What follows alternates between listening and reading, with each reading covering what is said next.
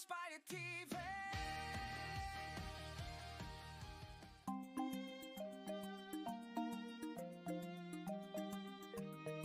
Have you ever felt the earth shake beneath your feet?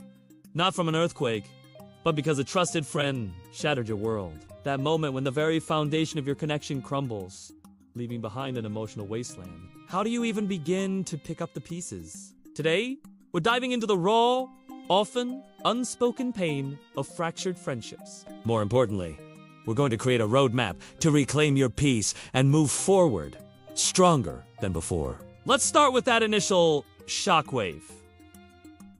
It's a gut punch, isn't it?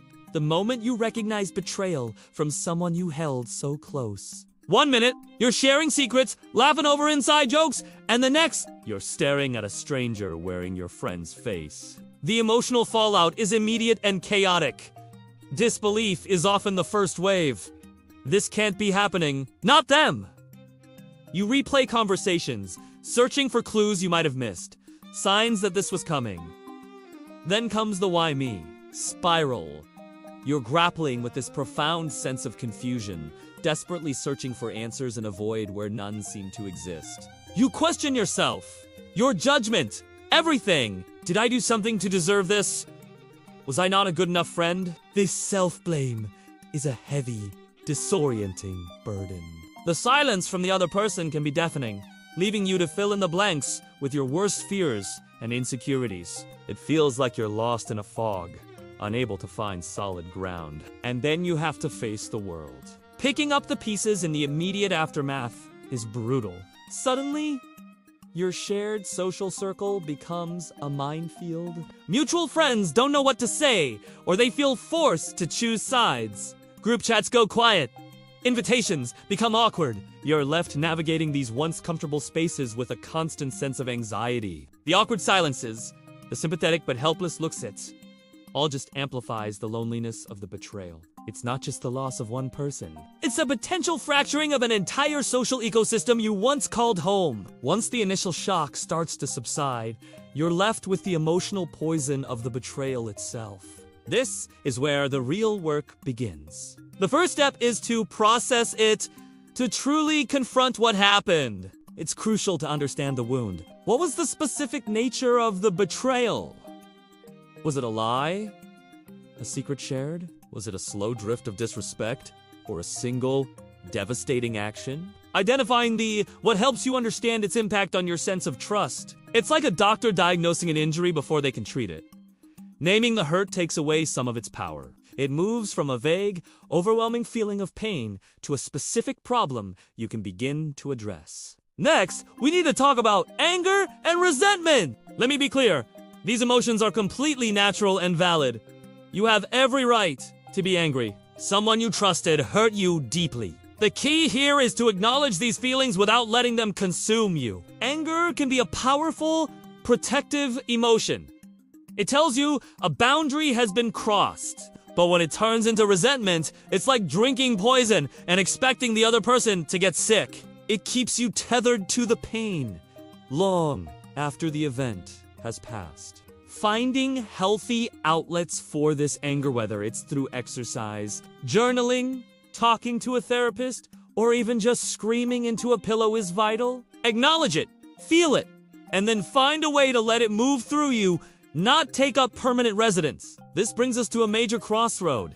The choice to forgive or not. Society often pushes the narrative that forgiveness is mandatory for healing. But let's redefine this. Forgiveness is not about condoning what they did. It's not about forgetting the pain. And it absolutely does not mean you have to reconcile or let that person back into your life. Forgiveness, in its most powerful form, is about you. It's about releasing the hold their actions have on your emotional well-being. It's you deciding that you will no longer carry the weight of their mistake. Sometimes you can forgive and still decide that person can no longer be in your life. And sometimes you might not be ready to forgive, and that's okay too. The goal is emotional liberation, and there are different paths to get there. The most important choice is the one that brings you peace. So, you've processed the hurt. Now what? Now, It's time to rebuild your walls, but this time with windows and a sturdy gate. It's about establishing healthy boundaries. The first priority is protecting your peace. After a betrayal, your emotional energy is a precious, depleted resource. You need to safeguard it. This might mean muting or blocking them on social media to avoid painful reminders. It might mean politely declining invitations to events where you know they'll be. It might mean telling mutual friends that you'd rather not discuss the situation. These aren't acts of bitterness. They are acts of self-preservation. Creating this emotional distance gives you the space you need to heal without constant triggers. With this newfound space, you can start drawing up new friendship blueprints. The old ones were clearly flawed.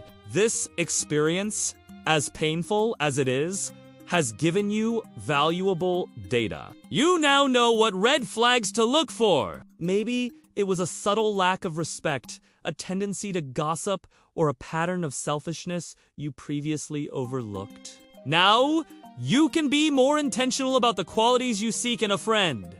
Reliability, honesty, mutual respect, and genuine support. You're not building impenetrable fortresses. You're building a home for your heart with a better security system. One that lets in the good and keeps out the bad. Perhaps the most critical part of this rebuilding phase is learning to trust yourself again. When someone you trusted betrays you, it's natural to doubt your own judgment. You might think, how could I have been so wrong about them? This can make you hesitant to open up to anyone new, fearing you'll just get hurt again. The journey back to self-trust is a quiet, internal one. It involves listening to your intuition, that little voice you might have ignored before. It's about paying attention to how people make you feel. Start small. Trust your gut on little things. Over time, as you make choices that align with your well-being, you'll rebuild that confidence in your own ability to discern who is worthy of your trust. It's a slow process, but it's the foundation upon which all future healthy relationships will be built. And this leads us to the final and most hopeful stage. The phoenix rising from the ashes. It's about embracing the growth that comes from this immense pain. It's hard to see when you're in the thick of it, but this experience is not just a story of loss. It's also a story of transformation. Look beyond the immediate pain and try to recognize the valuable lessons learned. You've learned more about what you need in a friendship. You've learned about your own boundaries. You've learned about your capacity to survive something truly difficult. These are not small things. This ordeal has strengthened your resilience. Navigating a challenge like this makes you more robust. Every tear you cried, every difficult conversation you had, every boundary you set it, all contributed to building a stronger, more self-aware version of you. You've proven to yourself that you can face emotional devastation and not only survive but also learn and heal. This newfound strength is a permanent part of who you are now. It's a testament to your ability to endure. Finally, look toward the horizon of new connections. The end of one friendship, no matter how significant, is not the end of all friendships. In fact, it clears the way for something better. By healing your wounds and rebuilding your self-trust, you are opening yourself up to more authentic, healthy connections in the future. You'll attract people who respect your boundaries, value your trust, and align with the person you are becoming. The world is full of potential friends who will cherish you for who you are. The past may have been painful, but the future is an open door, waiting for you to walk through it into the light of new, genuine connections. Losing a friend can feel like a part of you has died, but it's also an opportunity for rebirth. You've navigated the shock, processed the pain, and started rebuilding. You are stronger, wiser, and more in tune with your own needs. Trust the process, be kind to yourself, and know that you are worthy of friendships that are built on a foundation of solid rock, not shifting sand. Thank you for watching. If this video resonated with you, please like and subscribe for more content on navigating life's challenges. See you next time!